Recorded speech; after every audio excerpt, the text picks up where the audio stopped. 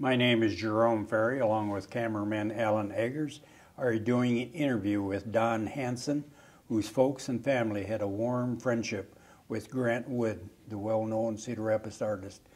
Don, when and where were you born? I was born here in Cedar Rapids on November the 13th, 1917. What was your folks' name?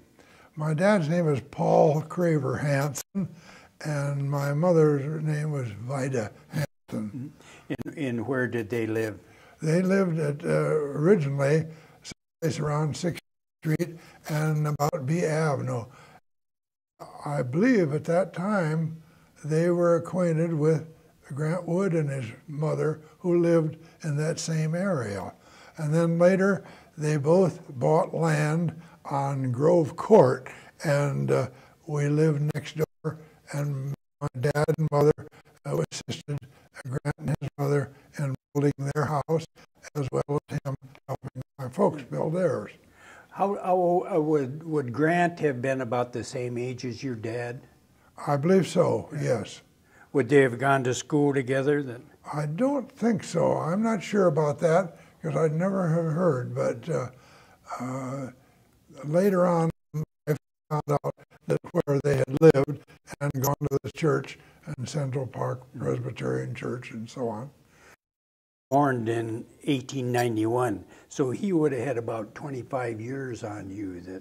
Yes, yeah. My dad was born about the same time. Can you remember this painting, Don? No, I was 4 years old, I believe, at the time, but I remember the painting well. And title of it? I often saw it on the corner of 3rd Avenue and 3rd Street in downtown Cedar Rapids. To appear naked on a corner like that was something for a young kid to remember. I remember the painting well. In other words, the naked little boy, and there's you. That's right. That's me. Do you have any idea who these people are? Yes. Don? My like this folks, gentleman. That's Mr. C.W. Novell, a neighbor, and he was took the part of a farmer.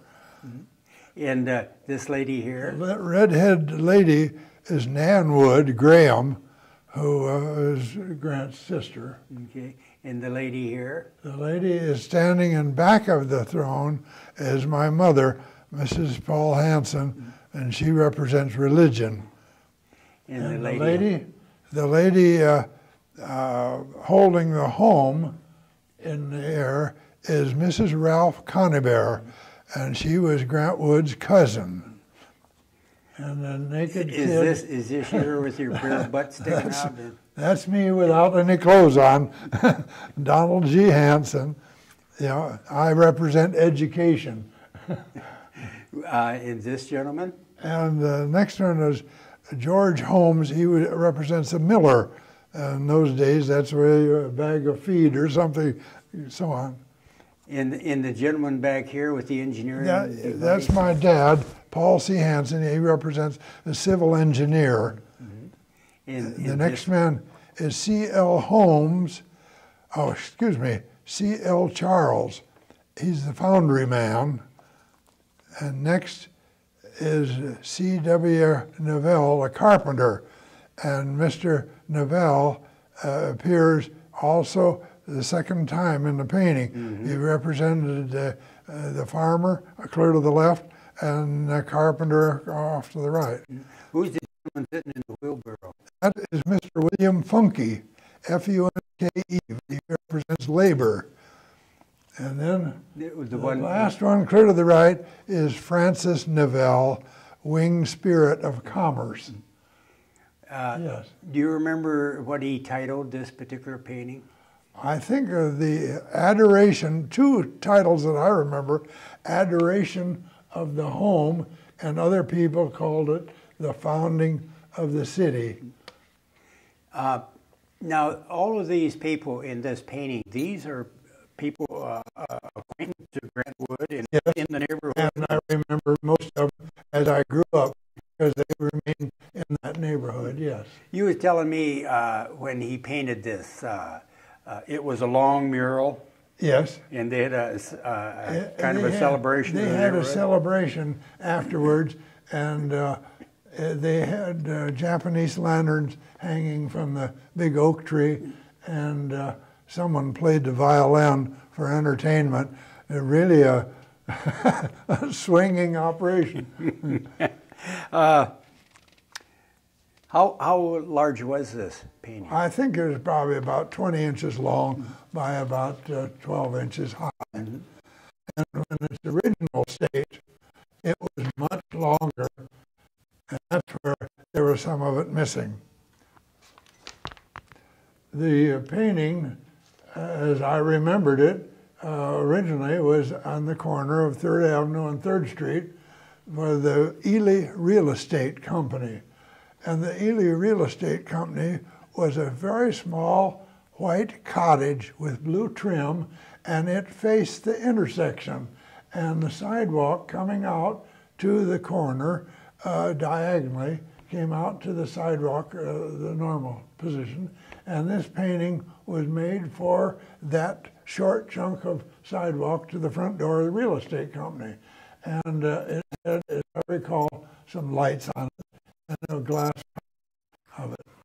And later on, it was the company was out or went out of business or something, and it was removed, and the painting was lost for a good many years, and finally it was found and displayed at the original art museum on 3rd Avenue and about 5th Street, I believe it was. Did it still have the ends out there? No. About 1950, I wanted to renew my vision of this painting, and I went down there to look at it, and they told me where it was, and I couldn't find it on the 3rd or 4th floor, and I came back down, and I asked the gal, the receptionist, where it was, and she told me where it was, and I went back up, and I saw it, but I asked her where the rest of the painting was, and she said that was all there was. And a man in an office came out asking if there was a problem, and I said, I just wondered where the rest of the painting was. And he said that's all there was to it. And I said, no, that there is more to it than that someplace. And I told them I would go home and get some 8x10 photographs that you could lay out on a table and put the whole thing together. Pictures that my father, who was a photographer, he made them, and I proved that there was some written material at each end of the painting. Mm-hmm. You were telling me about Grant and Nan and his mother lived in kind of a little shed out back because of economic situations when they... Well, no, correction there. Okay. He lived in the house that they built, and he had some clever ideas that I might mention. One was a low part in his yard in the back was, and during wet weather, it was difficult to go to the outhouse, and so he built a small bridge that was clever, representing kind of a Japanese or Chinese style bridge. And then he got carried away and he took a board, I would say 18 inches long, and with a coping saw, similar to a jigsaw, he sawed out a bare foot, and with the toes and all, and then with a piece of sheet metal, thin, maybe I would say 6 inches wide, and he would weave that in and out of the toes of this, and he made a double-sided cookie cutter of it, and he pour concrete in one side, and then tip it over and pour concrete in the other side, and when it would set up, he put these footprints, big bare footprints, as walking stones, stepping stones, out to the outhouse and back. Quite interesting. Maybe I misunderstood you, but I thought there was a tool shed or something. That was up across Indian Creek. Okay. Now, and when my folks lived there for quite a while, they always felt as though they wanted a bigger chunk of ground and something with trees, and they liked the idea of water, and they found a chunk of ground that was 200 feet wide by 500 and some odd feet in depth, and it ended up in Indian Creek off of Carroll Drive. And they bought this property and then proceeded to build a little 4-room cottage on this, and had a well drilled, and it made a nice place to spend the summer days and time. And Grant Wood and his mother loved to come up there and spend time. And then they decided to build a building down the hill a little ways away from the cottage that was probably, I'll say, 14 by 20 size or something of that nature. And they called it the shop because Grant liked to hammer out copper work, and my dad liked to do all sorts of woodworking. He had a lathe and so forth and carving tools, and they'd spend their spare time there. And an interesting sideline of this is that Grant decided it should have a hip roof on the entrance to this building, and my dad was not familiar with how to make a hip roof, so they made the outhouse and had a hip roof on the outhouse, and so it worked out pretty good. And they built the front entrance, and then my dad put what we called a Dutch door. The upper half would open, and the lower half could stay closed if you wanted, and keep the cat out or the chickens or anything else. But they spent a great deal of time between the little summer cottage and the shop, and it stayed in place long after we built a permanent home up there. And young Don got to use it as a then later a clubhouse. Later in life, my mother complained about the fact that I could, with my circular saw and my jigsaw and a few other tools, I could make a mess. So she suggested I take all my tools and put them in the summer cottage, and that gathered more friends than you can imagine, because in the evenings there'd be somebody making fudge in the kitchen and someone else carving a propeller to fit on a motorcycle engine in the living room, and what a bunch of fun we had. Yeah.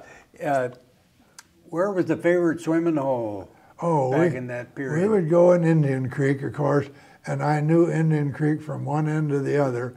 And but a favorite swimming place was at the far south end of the Cedar Rapids Country Club, and we called it Yellow Banks because of the yellow sand on this great big cliff. But it made a sharp turn there, and it was rather deep, and we didn't have to bother about swimming trunks.